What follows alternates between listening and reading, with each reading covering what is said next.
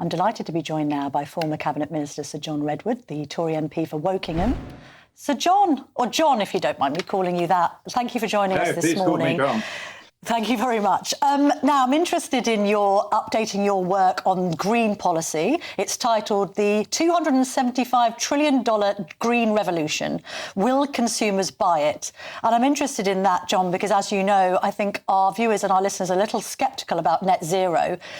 A basic question, can we afford net zero? Well, not the way we're doing it at the moment, because it's too much top-down with government subsidising things that don't work very well and not popular. The point of my book is to say that please governments around the world understand if you want to do this, you've got to work with industry and business to find products that are better and cheaper and things that people want to buy. It will only take off if we all want to buy cars that they think are green and heating systems they think are green.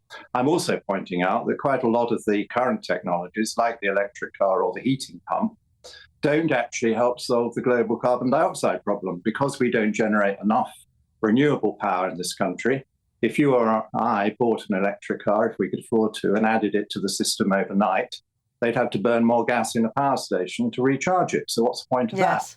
And there would also be a huge amount of CO2 generated by actually making the car. Same problems with the heat pump, where you need a lot of electricity when it's cold outside in order to make them work. And if that's not generated in a green way, it doesn't work. They're so far away from solving the problems of how you store green energy in a cheap and affordable way. And until you can store it, you're always going to need fossil fuel backup to run when it's really cold and the wind isn't blowing. So I pose all these difficult problems for them and say, if you're serious about getting CO2 down, go back to the drawing board, work with the market, not against the market, and understand none of this is going to work if you're lecturing, badgering, and making points to customers they don't want to hear, and if you end up banning things and trying to tax us out of existence.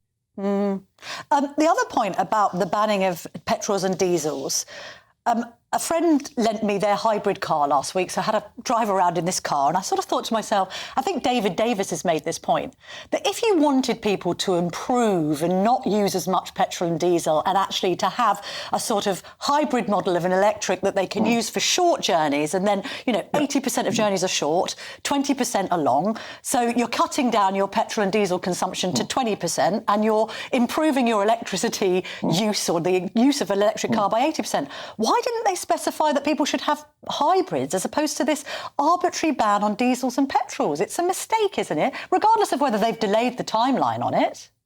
It's a complete mistake for the reasons I've been describing to you, and the very good point you're making, that hybrid is a consumer bridge to a more electrical future, which is much more practical until they've sorted out the problem of range.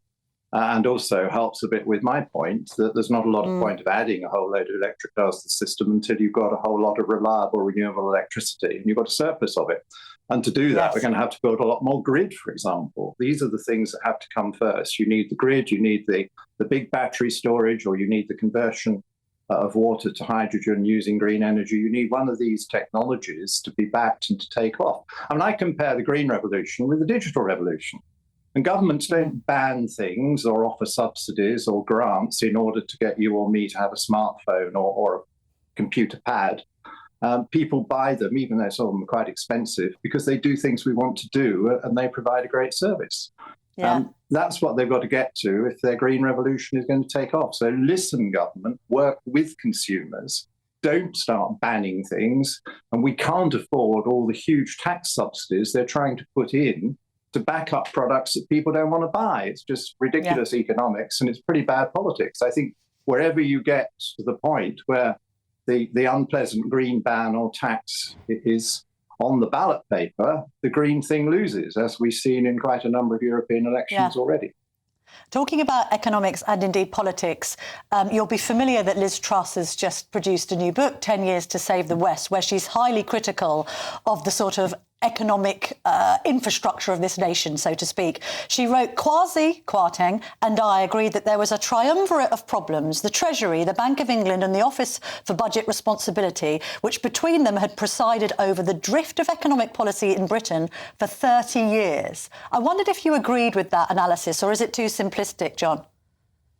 Well, I've certainly been very critical of the Treasury and the bank over much of that 30 years when I've been making public statements on the subject. And what's been so depressing is whenever I've been very critical and said you're now going to have an inflation or you're going to have a recession, we normally do end up with either an inflation or a recession. And the bank says it didn't see it coming or there were special factors. We had competition and credit control in the early 70s, bloated the money supply, ended up with a big inflation. They blamed the Arabs and the oil embargo. And then we had the European exchange rate mechanism. I was one of the lonely voices in the government saying, for goodness sake, don't do this. It will give us boom or bust. It actually gave us boom and bust. And same thing happened. They bloated the money supply. They printed pounds like they were going out of fashion. So they were desperately trying to keep the value of the pound down to comply with this silly scheme. And then once they got the inflation, the markets went the other way and the pound crashed and they had to put interest rates through the roof and they got a slump. It was an absolute disaster. All main political parties stupidly signed up for it. And we had this violent cycle. And now more recently, we've got a toned down version of that. We had massive overprinting of money under QE in 2021. I agree with 2020 because they needed to offset their massive lockdown somehow. And now we've got the opposite. They're destroying money by selling bonds at huge losses and burdening the taxpayer. And surprise, surprise, we've had a technical recession. And again, remind us of the loss suffered by selling these bonds off, John. What does it amount to? Well, so far, over about 18-month period since they've been selling them at a loss, the taxpayers have had to pay the Bank of England £50 billion, would you believe? And I seem to be the only MP who thinks this wrong. I don't want my number one spending priority to be paying subsidies to the Bank of England. And if you look at the OBR forecast, they say they're going to be tens of billions more losses to come, and they could lose another 40 billion this year, for example. Well, again, it's not my spending priority that we spend 40 billion on subsidising the bank. So my message to the bank and the government is stop selling the bonds, and that would cut the losses quite a bit. And look at what the European Central Bank is doing. They made the same error with QE and inflation that the Bank of England did. They're not correcting it in the same way. They're not selling any bonds in the market. They let them run off when they mature. The losses are much less and they're spread out over a time period. And they're not paying the commercial banks the full, much higher interest rate now on all their reserves. We never used to either. The Bank of England is. So that's another great big loss for the taxpayer. But is the Bank of England basically failing the British public then? I mean, because this is kind of a catalogue of errors that you've identified here, being responsible for recent high inflation, selling off bonds costing us billions. Yes, I think the bank has performed extremely badly over most of my adult lifetime. There have been little periods when it's got it right. We've had a few years when it's worked. But it's been these big lurches in policy. It was QE and now the quantitative tightening policy, which is doing all the damage now. It was an extraordinary policy. It's the kind of thing that Latin American central banks used to do and ended up with inflation, and we never did that. I could live with it in 2020 because of the extreme policy being adopted to close down a great chunk of the economy, but they carried on with it far too long, and now their correction is entirely wrong. No other central bank in the world is both selling huge numbers of bonds at colossal losses and getting it all reimbursed by the taxpayer. This is a gross policy error in the United Kingdom. John, we've only got a minute left. So briefly, the next general election, do you think it's going to be a 92, a 97, or something completely different? Well, it will be something different. Come I never predict an election. I'm fighting. You must go to the commentariat and pollsters to deal with that. We've got several months left to this government, as I understand it. I think it needs to change some things for the better. And if we made this big change in the approach of the Bank of England, which the government's quite entitled to do, they signed off all the quantitative easing. It was a joint policy. We would then have some latitude for some tax cuts and for the money we might need to sort out the doctor's position, for example.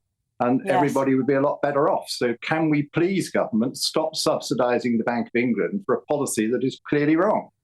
Do you think there'll be another fiscal event before the next general election? Yes, I assume so. I assume that they are running until towards the end of the year, and I assume there will be perhaps an early autumn statement this year, which really means you get 2 budgets a year, and I'm urging them to sort out these financial matters. I think there are other things we can save money on. I don't think we should be spending as much on green subsidies either. And then we can give some more money back to people so that the tax position improves and the economy picks up. That's what we need to do.